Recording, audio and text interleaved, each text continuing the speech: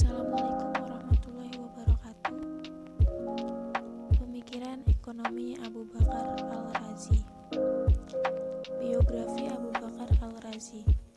Nama lengkapnya adalah Abu Bakar Ibnu Zakaria Ibnu Yahya Al-Razi. Di barat dikenal dengan Razis. Ia lahir di Rey, dekat Teheran pada 1 Sya'ban 251 Hijriah 865 Masehi. Abu Bakar Al-Razi hidup pada pemerintahan dinasti Saman 204 sampai 395 Hijriah. Al-Razi lahir pada tanggal 28 Agustus 865 Masehi dan meninggal pada tanggal 9 Oktober 925 Masehi. Nama Razi berasal dari nama kota Rey.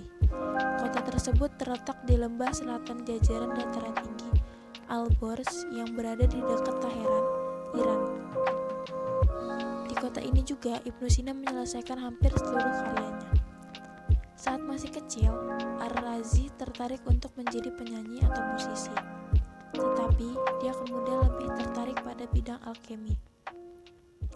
Pada umurnya yang ke-30, Ar-Razi memutuskan untuk berhenti menekuni bidang alkemi dikarenakan berbagai eksperimen yang menyebabkan matanya menjadi cacat. Kemudian dia mencari dokter yang bisa menyembuhkan matanya, dan dari sinilah Ar-Razi mulai mempelajari ilmu kedokteran.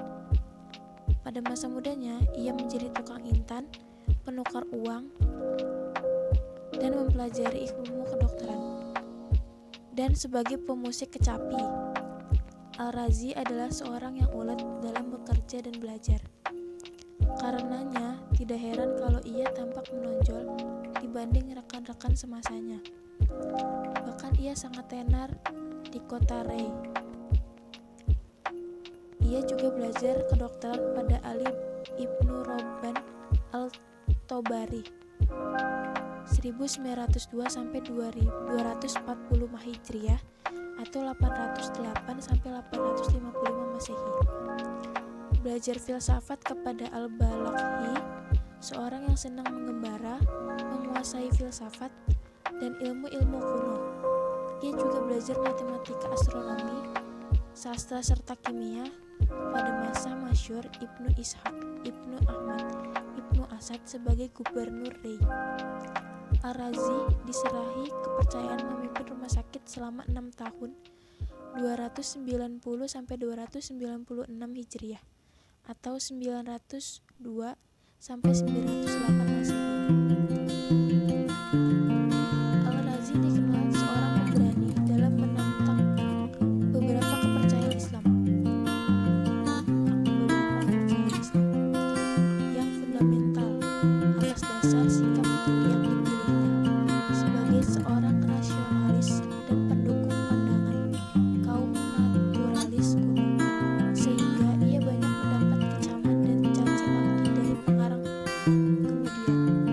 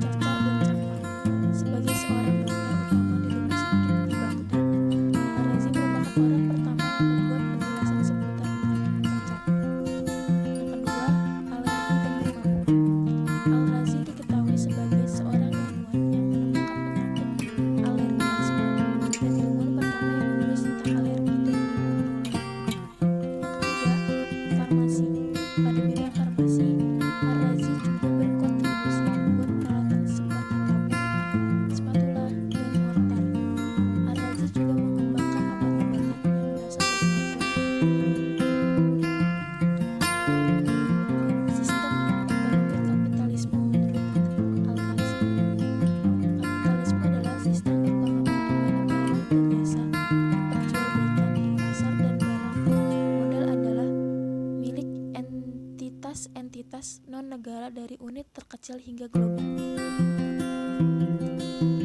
Sistem ekonomi kapitalisme. Menurut Milton Friedman, salah seorang pemeran utama kapitalisme modern, merumuskan 3 faktor utama sistem kapitalisme, yaitu pasar bebas, kebebasan individual, dan demokrasi.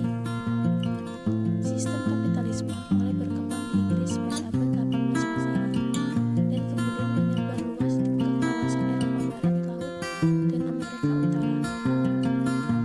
Teori kapitalis mengajarkan bahwa harta yang sudah diperoleh mutlak menjadi hak milik pribadi, karena mendapatkannya dari usaha sendiri, maka untuk menggunakannya juga bebas atas kemauannya sendiri. Sedangkan Islam mengajarkan bahwa pemilik mutlak harta adalah Allah Subhanahu wa Ta'ala. Manusia hanyalah sebagai pemegang amanah untuk mengelola dan memanfaatkan untuk kesejahteraan bersama. Hak milik dalam ekonomi Islam terikat dengan aturan yang ditetapkan oleh syariat. Kepemilikan dan pusat tidak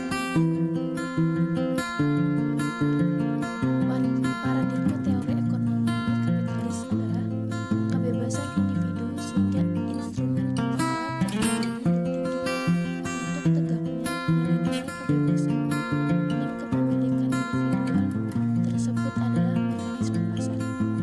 Hal ini berarti bahwa pemerintah tidak boleh ikut campur dalam hal pasar. Sedangkan dalam teori ekonomi Islam menerapkan sebuah lembaga yang bernama Hizbah, yaitu sebuah lembaga pemerintah yang berkewajiban mengawasi kebijakan pasar agar tetap berjalan untuk kemaslahatan umat, bukan hanya untuk segelintir orang. Kapitalisme melakukan klasifikasi antara nilai guna dengan nilai tukar yang ada pada setiap komoditi. Ukuran real dari nilai tukar komoditi harus dilihat dari kondisi pertukaran, di mana ukuran real dari nilai komoditi adalah kuantitas dari kerja yang berada dalam barang-barang lain yang dapat dipertukarkan di pasar. Prinsip dasar ekonomi kapitalis. Yang pertama, kebebasan memiliki harta secara perorangan. Teori yang terjadi landasan bangunan yang menjadi prinsip ini adalah bahwa individu adalah menjadi pemilik satu-satunya apa yang dihasilkan, sedangkan orang lain tidak mempunyai hak apa-apa terhadap hasil kerja kerasnya. Kedua, kebebasan ekonomi dan persaingan. Setiap individu berhak untuk mendirikan, mengorganisir, dan mengelola perusahaan yang diinginkan. Individu juga berhak terjun dalam semua bidang perniagaan dan memperoleh keuntungan sebanyak-banyaknya. Negara tidak boleh ikut campur tangan dalam semua kegiatan ekonomi yang bertujuan untuk mencari keuntungan selagi kegiatan tersebut sah dan sesuai dengan peraturan yang berlaku. Kelebihan dan kelemahan ekonomi kapitalis. Kelebihan ekonomi kapitalis yang pertama, penganut mazhab kapitalis menyatakan bahwa kebebasan ekonomi dapat membuat masyarakat memiliki banyak peluang untuk memenuhi kebutuhan hidupnya. Yang kedua, persaingan bebas di antara individu akan mewujudkan tahap produksi dan tingkat harga pada tingkat yang wajar dan akan membantu mempertahankan penyesuaian yang rasional di antara kedua variabel. Persaingan akan mempertahankan keuntungan dan upah pada tingkat yang sederhana. Yang ketiga, para ahli ekonomi kapitalis menyatakan bahwa motivasi untuk mendapatkan keuntungan merupakan tujuan yang terbaik sebanding dengan tujuan yang untuk memaksimumkan hasil. Kelemahan ekonomi kapitalis. Persaingan bebas yang tidak terbatas mengakibatkan banyak keburukan dalam masyarakat apabila ia mengganggu kapasitas kerja dan sistem ekonomi serta munculnya semangat persaingan di antara individu. Sebagai contoh, hak individu yang tidak terbatas untuk memiliki harta mengakibatkan distribusi kekayaan yang tidak seimbang dalam masyarakat dan pada akhirnya akan merusak sistem perekonomian. Kedua, adanya perbedaan yang radikal atau jelas antara hak-hak majikan dan pekerjaan. Penerima upah tidak mempunyai kesempatan yang sama dengan saingannya, sehingga ketidakadilan ini memperdalam gap atau jurang antara miskin. Terima kasih.